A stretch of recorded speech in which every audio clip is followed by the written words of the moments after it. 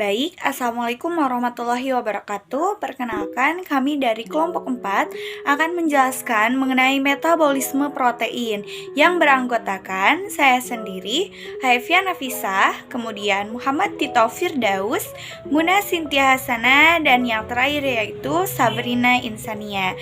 Nah, di sini kami akan menjelaskan 4 poin.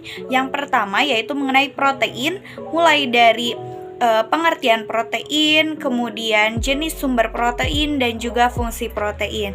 Nah, yang kedua yaitu proses pencernaan mulai dari mulut, lambung, kemudian usus halus. Nah, poin ketiga yaitu proses metabolisme protein. Dan yang terakhir yaitu biosintesis protein. Nah, yang pertama yaitu protein. Pengertian dari protein merupakan polimer alam yang tersusun dari berbagai asam amino melalui ikatan peptida. Kemudian jenis sumber protein yaitu ada 2. Yang pertama protein hewani dan yang kedua yaitu protein nabati. Nah, protein hewani yaitu asupan nutrisi yang berasal dari hewan atau produk olahannya. Sedangkan protein nabati yaitu berasal dari konsumsi tanaman atau berbagai jenis olahannya. Nah, kemudian fungsi protein. Sangat banyak fungsi dari protein, mulai dari sebagai biokatalis, kemudian sebagai pengangkut, contohnya hemoglobin, sebagai reseptor, sebagai pembawa pesan, kemudian sebagai pembangun atau struktur jaringan, sebagai pelindung, dan juga sebagai pertahanan tubuh, contohnya molekul imunoglobin atau antibodi. Kemudian, poin kedua yaitu proses pencernaan protein. Nah, proses pencernaan protein itu sebagai besar zat makanan dipecahkan menjadi molekul yang lebih kecil di dalam mulut, kemudian menuju lambung dan diserap oleh usus halus. Adapun enzim yang akan mengkatalis hidrolisis yaitu yang pertama, protein menjadi asam amino yaitu diproses di dalam lambung, kemudian patin menjadi monosakarida, dan yang terakhir triacylglycerol menjadi monogliserol, kemudian gliserol dan asam lemak. Nah, tadi sudah dijelaskan bahwasannya proses pencernaan protein yaitu 3 tahap, mulai dari mulut, lambung, yang terakhir usus halus. Nah, di mulut makanan akan dikunyah menjadi ukuran yang lebih kecil, kemudian menuju lambung.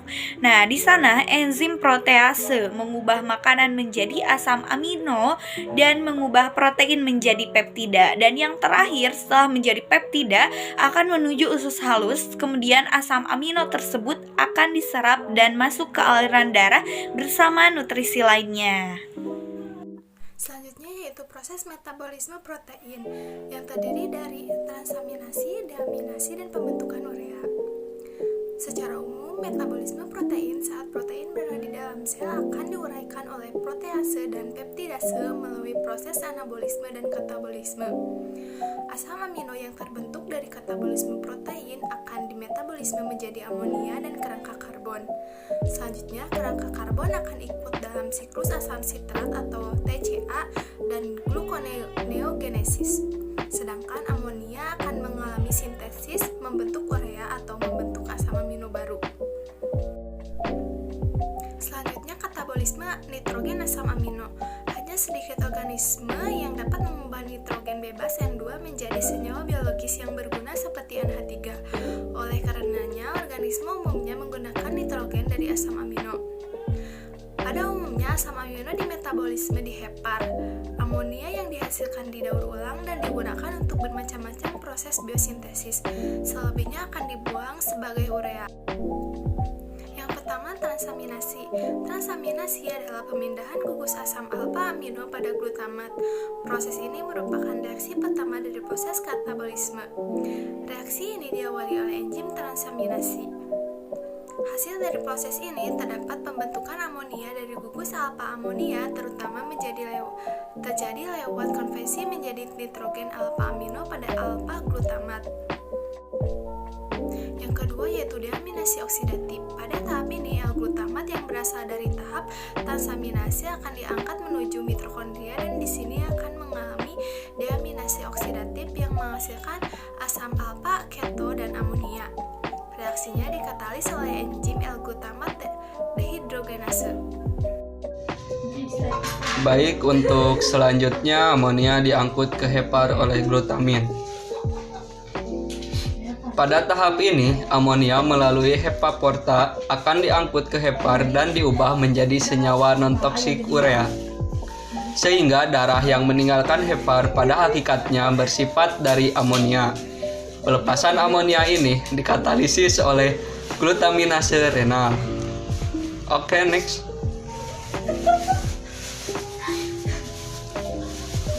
Ekresi nitrogen dan siklus urea. Lintasan utama ekresi nitrogen pada manusia adalah urea. Urea disintesis dalam hati, dilepas dalam darah dan dibersihkan oleh ginjal. Siklus urea dimulai di mitokondria sel hepatosit. Pembentukan urea dari amonia terdiri atas 5 tahap. 3 diantaranya berlangsung di sitosol dan berupa sitrulin. Selanjutnya, gugusan amino dari aspartat yang berasal dari sitosol akan berkondensasi dengan gugus ureido atau karbonil dari sitrulin membentuk arginosuksinat yang dikatalisis oleh arginosuksinat liase. Terakhir yaitu proses terurainya arginin menjadi urea dan ornitin yang dikatalisis oleh enzim arginase. Jadi, ornitin akan terbentuk kembali dan akan diangkut ke mitokondria untuk kemudian dipakai lagi dalam siklus urea. Selanjutnya 4. Biosintesis protein. Next. Biosintesis protein adalah proses pembentukan partikel protein yang di dalamnya melibatkan sintesis RNA yang dipengaruhi oleh DNA. Dalam proses sintesis protein, molekul DNA menjadi sumber pengkodean asam nukleat untuk menjadi asam amino. Tahapan proses biosintesis protein ada 2, yaitu transkripsi dan translasi. Oke, next. Yang pertama, transkripsi. DNA terletak di dalam nukleus, sedangkan pembentukan protein terjadi di bagian ribosom. Transkripsi merupakan proses pertama dalam sentral dogma. Transkripsi adalah proses transfer instruksi genetik dari DNA ke mRNA. mRNA sendiri bisa dianggap sebagai pembawa pesan. Itulah kenapa DNA membutuhkan mRNA yang berfungsi sebagai pembawa pesan, agar kode genetik dari DNA bisa sampai ke ribosom. Jadi, tugas mRNA di sini adalah menyalin kode genetik DNA dan membawanya menuju ribosom untuk proses selanjutnya. Baiklah, setelah kita membahas apa itu transkripsi, selanjutnya kita akan membahas tahapan transkripsi dalam proses biosintesis protein. Tahapan yang pertama yaitu di dalam nukleus, RNA polimerase akan memisahkan untaian DNA menjadi 2 dengan cara bergerak dari terminator ke promoter. Tahap yang kedua yaitu ketika RNA polimerase sampai di promoter, maka proses ini dinamakan inisiasi. Tahapan yang ketiga selanjutnya, RNA polimerase akan kembali berjalan menuju ke terminator dan akan membentuk mRNA. Proses ini dinamakan elongasi. Yang keempat, ketika RNA polimerase dan mRNA telah sampai di terminator, maka proses transkripsi selesai.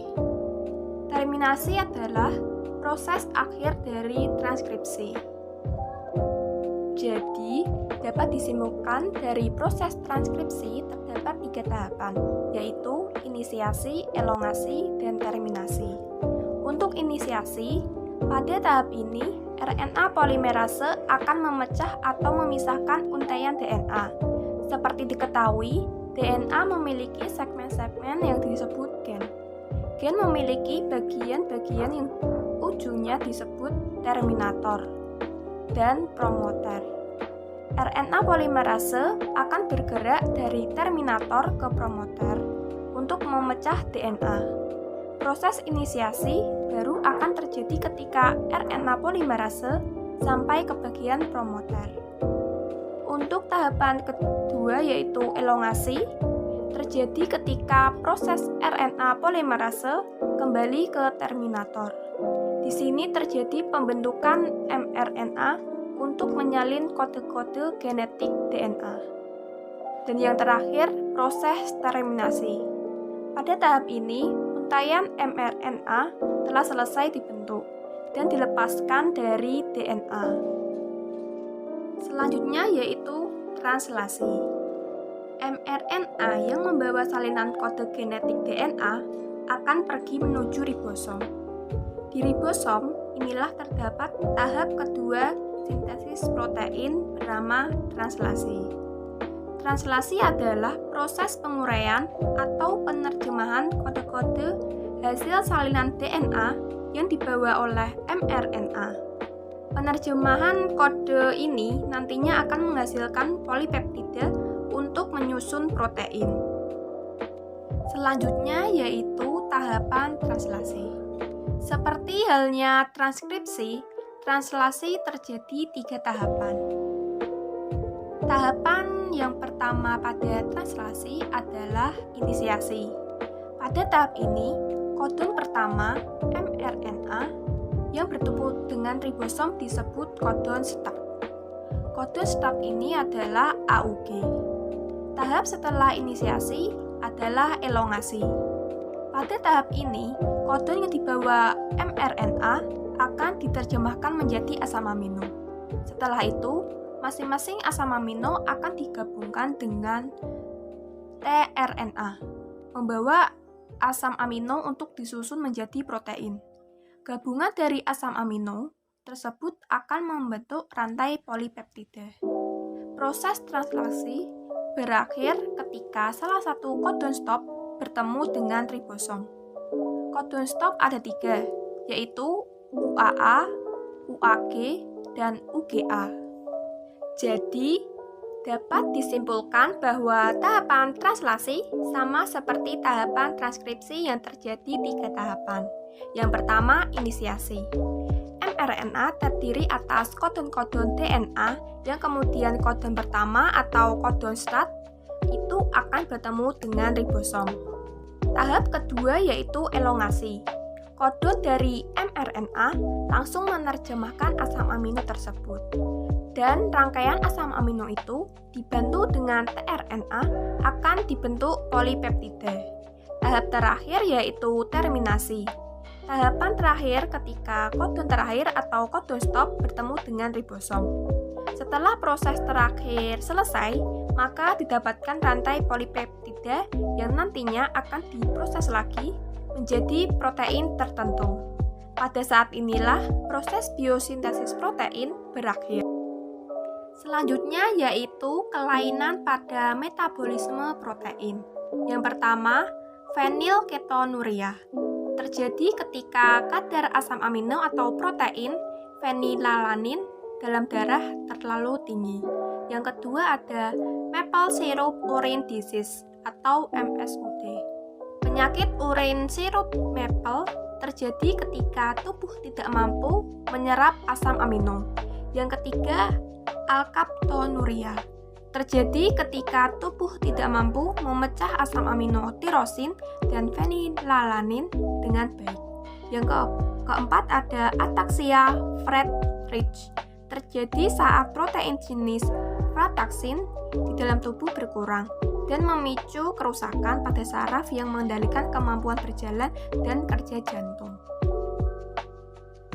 Baiklah, dengan berakhirnya pemaparan materi terakhir, maka selesai sudahlah pemaparan materi dari kelompok 4. Kami harap yang kami sampaikan dapat menjadi sumber informasi untuk menambah pengetahuan mengenai metabolisme protein.